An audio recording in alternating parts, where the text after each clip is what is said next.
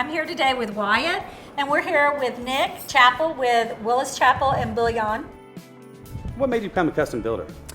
You know, I think the distinction between custom builder versus a production builder is really about the interface between a client. You really get an opportunity to deal firsthand with a homeowner, and you get to actually take their vision and then really create that as their dream. In this house, did they already own the lot, or did you help them with it? This particular one, they actually did already own the land, and they had already also been referred to one of the local prominent architects out of the Hill Country.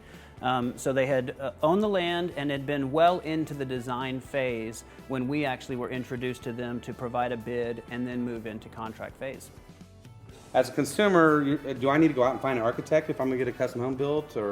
And on top of that, as far as when it comes to flooring and color of paint, do I need to go get a designer as well? Is that something you're going to help with? Well, there's a number of different ways. Some people, like these clients, will have already had a vision and already been coupled with an architect, and they'll come with a set of plans. Other options that we have is we actually have some other local architects that we can refer to as well that cater to really a wide variety of levels of service, where it maybe just be cultivating a small custom plan that they'll hand over to us to bid, or whether they'll take somebody completely through a design phase and actually have interface with the architect throughout the build. So as a potential homeowner, and I have a kind of a set budget, is that something you can work with?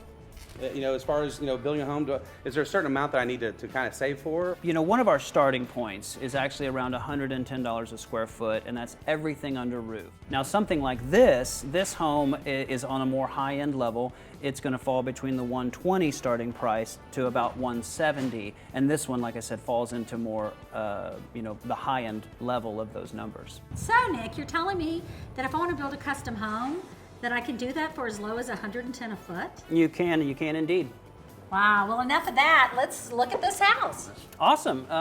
So basically we're in this house at frame stage right now, where we call it dried in. And this is one of my favorite phases because my background is actually in structural framing.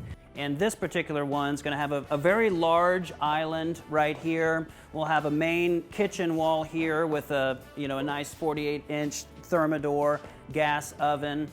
We're going to have a little bar area right there. We'll have a wine fridge, a built-in coffee maker, and then of course a little bar sink. And that window is really just going to open 100%. It's called a nano wall, and it'll actually slide, a kind of accordion slide to one side. Countertop will just stretch right out there for serving people, hosting parties, enjoying the view while you're preparing things in the kitchen. These are actually Presidio doors and windows. It's unique installation where they come in and they set the frames in, and then they come back and actually set the glazing in after the fact. But you can see that this is a very large feature of this home, where you're just basically open to the outside. So you're getting a lot of natural light in this room, a really open, airy feeling, and of course that view, right?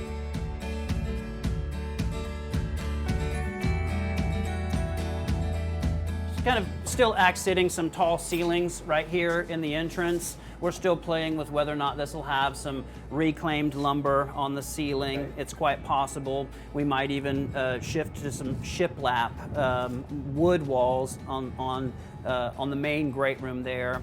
I like how you can see through all the way to the river out there from the entry when you walk in. Yeah, that was a crucial factor, and one of the things too along with that is it's hard to tell right now, but those few trees right there are going to go. There's actually going to be a 100-foot bridge that crosses that ravine, and it was very important that when you drive across that bridge, the first thing you see is straight through the building.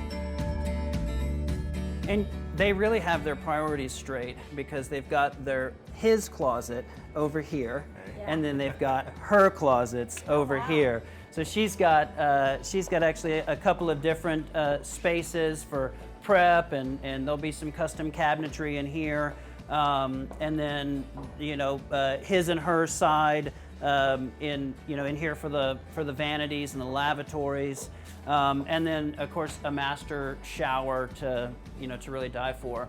This is one of my favorites. It'll actually have a tub, a really nice tub that just will sit directly down on the floor here. It's all open space, be a couple of glass walls, just kind of be there open the doors, have an open air feeling while you're, Yeah. while you're taking a bath. And then of course the view of the river is just priceless.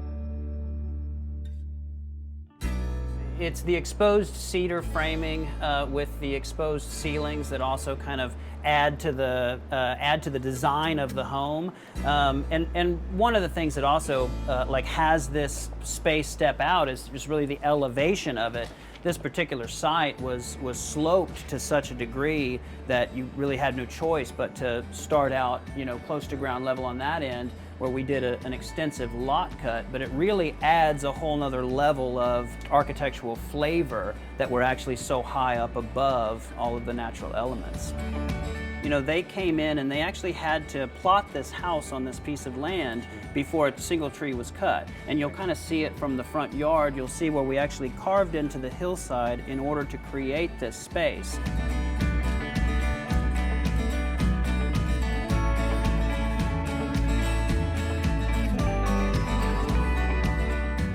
Nick, thanks for having us out here today. I can't wait to see what the finished product looks like. Make sure to have us back out here. Oh, you bet. We look forward to having you guys out. It's going to be a masterpiece. Thank you. And the next time we come, we're all going tubing. All right. I'm in. Yeah, I'm in. sounds good.